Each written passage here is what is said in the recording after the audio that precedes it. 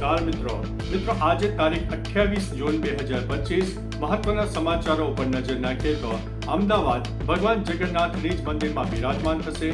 અમિત શાહ પંચમહાલમાં જાહેર કાર્યક્રમમાં ભાગ લેશે. અમદાવાદના બાવડા અને સાણંદમાં અમિત શાહ દ્વારા વિકાસ કાર્યનું લોકાર્પણ કરવામાં આવશે. પાટીદાર અનામત આંદોલન સમયે સક્રિય એવા પાટીદાર નેતા ગાંધીનગર ખાતે ચિંતન શિબિરનું આયોજન કરશે. મિત્રો અન્ય મહત્વના સમાચાર ઉપર નજર નાખીએ તો વિશ્વમાં કોરોનાએ બરડો લીધો છે અને હજુ પણ ભારત સહિત અનેક દેશોમાં કોરોનાના કેસો સામે આવી રહ્યા છે. ત્યારે હવે નવી એક રહસ્યમય બીમારીથી હડકંપ મચી જવા પામ્યો છે. આ બીમારીથી એક જ દિવસમાં 18 લોકોને ઝપેટમાં લેતા હોસ્પિટલમાં દાખલ કરવામાં આવ્યા છે, જેમાં 2 લોકોની હાલત ગંભીર હોવાનું માનવામાં આવી રહ્યું છે. મિત્રો અન્ય મહત્વના સમાચાર ઉપર નજર નાખીએ તો વરસાદની મોટી આગાહી. આગામી 5 દિવસ માટે ગુજરાત માટે ભારે વરસાદની આગાહી આપવામાં આવી છે. રાજ્યમાં 16 જૂને થયેલા ચોમાસાની એન્ટ્રી બાદ 11 દિવસમાં મેઘરાજાએ આખા રાજ્યને કવર કરી લીધું છે.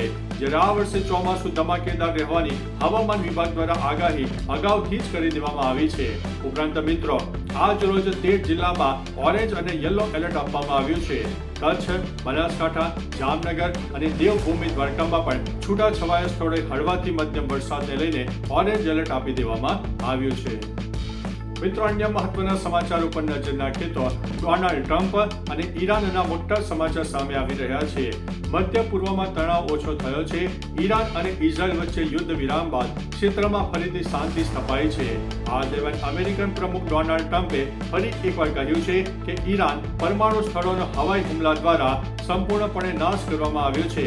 જો જરૂર પડશે તો અમે ફરીથી ઈરાન ઉપર હુમલો કરવામાં ખચકાઈશું નહીં. જો ઈરાન ભવિષ્યમાં ફરીથી સંવેદનશીલ પ્રવૃત્તિઓ ફરી શરૂ કરશે તો અમેરિકા તેના ઉપર એટેક કરશે.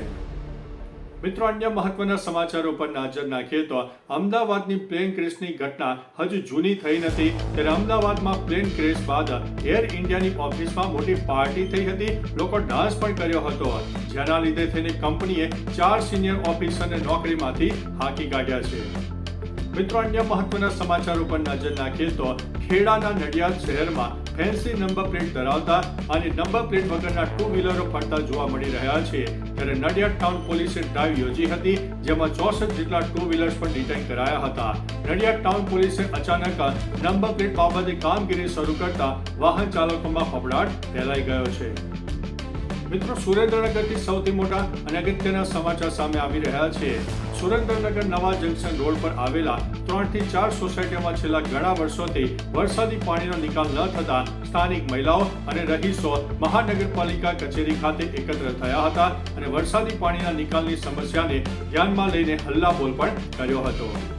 મિત્રો અન્ય મહત્વના સમાચારની વાત કરીશું ડાકોરની. યાત્રાધામ ડાકોર અને બોરસદમાં પુષ્ય નક્ષત્રમાં આજે તારીખ 28મી શનિવારે રથયાત્રા રંગે ચંગે નીકળવાની છે. ત્યારે ડાકોરમાં શુક્રવારે ઠાકોરજી પોઢી ગયા પછી ચાંદી, તાંબા અને પિત્તળના રથોને મંદિર પરિભ્રમણ કરીને તપાસણી કરાઈ હતી. પવિત્ર યાત્રાધામ ડાકોરમાં પુષ્ય નક્ષત્રની અષાઢી બીજના દિવસે રથયાત્રા નીકળતી હોય છે. તે જ પરંપરા બોરસદમાં પણ વર્ષોથી ચાલતી આવતી હોય છે. ડાકોરમાં તારીખ 28મી શનિવારે સવારે 9:30 વાગે નીકળનારી રથયાત્રામાં ઠાકોરજીને નગરચર્યાએ નિહાળવા માટે ગામથી લોકો ડાકોરમાં પણ ઉમટી પડે છે. મિત્રો અન્ય મહત્વના સમાચાર ઉપર નજર નાખીએ તો પૂરી રથયાત્રામાં જગન્નાથજીના દર્શન માટે લાખોની ભીડ જોવા મળી. 68 ભક્તોને નાની મોટી ઈજાઓ પહોંચી. 500થી વધુ લોકોની તબિયત બગડી અને પબ્લિક એટલી સારી હતી કે 108 એમ્બ્યુલન્સને જવા માટે એક કોરિડોર પણ કરી આપ્યો હતો.